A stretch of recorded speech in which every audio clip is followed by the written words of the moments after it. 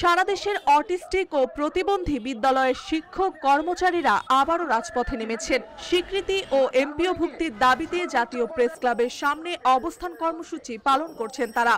শিক্ষকরা বলছেন, বছরের পর বছর ধরে সরকারের কাছে আবেদন করেও কোনো বাস্তব পদক্ষেপ না পাওয়ায় এবার তারা চূড়ান্ত আন্দোলনে নেমেছেন। প্রতিবন্ধী বিদ্যালয়গুলোর স্বীকৃতি এবং এমপিও নিয়ে ইতিমধ্যে 22টি আন্দোলন করেছি। গত 23 জুন আমাদের আন্দোলনে মাননীয় সমাজ কল্যাণ উপদেষ্টা আশ্বস্ত করেছিলেন যিনি 15 দিনের মধ্যে বিদ্যালয়গুলোর স্বীকৃতি এমপি পর্যায়ক্রমে প্রদান করবেন। কিন্তু আজকে 3 মাস হয়ে যাওয়ার পরও বিদ্যালয়গুলোর কোনো সিদ্ধান্ত না আসায় আমরা বাধ্য হয়ে আজকে রাজপথে নেমেছি।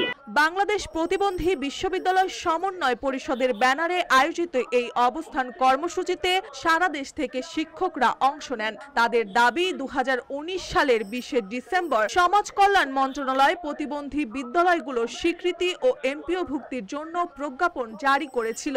সেই প্রজ্ঞাপনের ভিত্তিতে 2741টি বিদ্যালয় আবেদন করে। যাচাই বাছাই শেষে 1772টি বিদ্যালয় স্বীকৃতির জন্য প্রস্তুত করা হলেও এখন পর্যন্ত কার্যকর পদক্ষেপ নেওয়া হয়নি। আমরা এই রাষ্ট্রের প্রধানের কাছ থেকে খালি হাতে ফিরে যাব না। রাষ্ট্রের প্রধান যারা, তারা আমাদের সসম্মানে আমাদের কর্মস্থানে ফিরে দেবেন, কারণ সকলে থাকে কর্মসংস্থানে, আর আমি আমার কর্ম নিশ্চিত করার জন্য এই রাজপথে নেমে যাচ্ছি। আগেও শিক্ষকরা 19 দিন টানা অবস্থান কর্মসূচি পালন করেছিলেন। কর্তৃপক্ষের মৌখিক আশ্বাসে তখন আন্দোলন স্থগিত করা হয়, কিন্তু দীর্ঘ 3 মাস পেরিয়ে গেলেও কোনো অগ্রগতি না হওয়ায় আবারও আন্দোলনে নেমেছে তারা। যতদিন পর্যন্ত আমাদের দাবি দেওয়া আদায় না হয় ততদিন পর্যন্ত আমরা রাজপথে অবস্থান করব। পুলিশ প্রশাসক আমাদের গায়ে হাত দিয়েছে।